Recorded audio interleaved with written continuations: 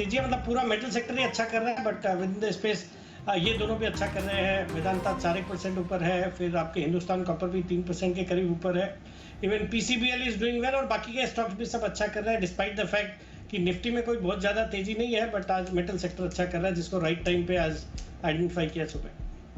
बहुत बढ़िया, आज बढ़िया एक्शन मेटल शेयरों में बनता हुआ दिखा है, लेकिन एक्शन होने जा रहा है अगले हफ्ते और ज़्यादा, क्योंकि सोमवार है बड़ा दिन, और बड़ा दिन इसलिए है कि सेबी की होने जा रही है एक बोर्ड बैठक। इस सेबी की बोर्ड बैठक का एजेंडा क्या है, ये बताने के लिए तैयार है ब्रजेश हमारे साथ। ब्रजेश, बताइए क्या कुछ डिस्कस होगा सेबी की इस बोर्ड बैठक में? सबसे पहले अगर पॉलिसी मैटर्स की बात करें तो काफ़ी सारे हैं, करीब 2 दर्जन से ज़्यादा एजेंडे जो कहा जा रहा है कि जिन पर चर्चा हो सकती है। जो इम्पोर्टेंट है उसमें से ये है कि प्रेफरेंशियल और राइट्स इशू का कॉम्बिनेशन वाला एक ऐसा प्रोडक्ट लाया जाएगा जिसको फास्ट ट्रैक राइट इशू कहा जाएगा, और इसकी जो मियाद होगी वो T+20 यानी बोर्ड के अप्रूव होने के 20 दिन के भीतर ये हो जाएगी। अभी जो एवरेज लगता है करीब करीब 290 दिन के आसपास लग जाते हैं, और इस पूरी प्रोसेस को काफ़ी फास्ट किया जाएगा। इसमें जो है मर्चेंट बैंकर की रिक्वायरमेंट भी लगभग ख़त्म कर दी जाएगी। साथ ही जो ड्राफ्ट फाइलिंग की कंडीशन होती है उसको भी हटा दिया जाएगा। तो एक तरह से एक ये बड़ा स्टेप होगा जो कंपनियां बाजार से पैसे जुटाना चाहती हैं उनके लिए। दूसरा ये है कि ICDR और LODR रेगुलेशन, यानी एक जो पैसे जुटाने वाला से जुड़ा रेगुलेशन है और एक लिस्टिंग के बाद जो कंप्लायंस का रेगुलेशन है LODR, इनको किस तरह से आसान बनाया जाए और क्या क्या जो दिक्कतें हैं उनको दूर किया जाए, इस पर एक एक्सपर्ट कमेटी बनी थी, उसकी सिफारिशें आई थी, और उन सिफारिशों को लागू करने के लिए उस पर विचार के लिए कंसल्टेशन पेपर आया था, और अब इस नियम को बोर्ड के पास ले जाया जा सकता है इस प्रपोजल को क्लियर करने के लिए। तीसरा था कि मर्चेंट बैंकर से जुड़े जो रेगुलेशन हैं उनमें बदलाव की बात हो सकती है। 1995 में जब रेगुलेशन बने थे तब 5 करोड़ की नेटवर्थ तय की गई थी, उसके बाद से इसे बदला नहीं गया है, तो अब 50 करोड़ की नेटवर्थ का प्रावधान है। साथ ही मर्चेंट बैंकर क्या क्या गतिविधि कर सकते हैं सेबी के दायरे में रहकर और क्या नहीं कर सकते, ये भी तय किया जाएगा। तो एक ये जो है अहम हिस्सा होगा। इसके अलावा परफॉर्मेंस वैलिडेशन एजेंसी, ये एक बड़ा इंटरेस्टिंग मुद्दा था कि कोई कुछ भी आता है और क्लेम करके चला जाता है कि मेरा रिटर्न इतना है और मेरी परफॉर्मेंस इतनी अच्छी है। तो इन सब चीज़ों को मान्यता देने के लिए एक एजेंसी जो है होगी, और वो सर्टिफाई करेगी कि इनके जो दावे हैं वो सही हैं या नहीं, और उसके बदले में वो एक फ़ीस लेगी।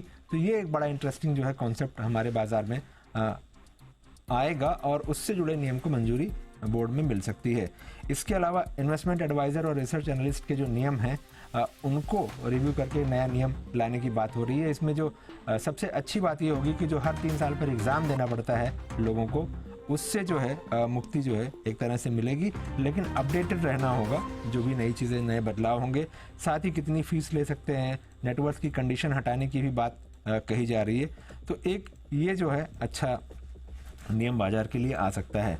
साथ ही बहुत बार ऐसा होता है कि जो ब्रोकर्स हैं वो कई बार छोटे मोटे कंप्लायंस के चक्कर में उनके ऊपर लंबी कार्रवाई चलती रहती है, तो एक छोटे मोटे नॉन कंप्लायंस के मुद्दों को निपटाने के लिए समरी प्रोसीडिंग्स का नियम लाने की भी बात हो रही है।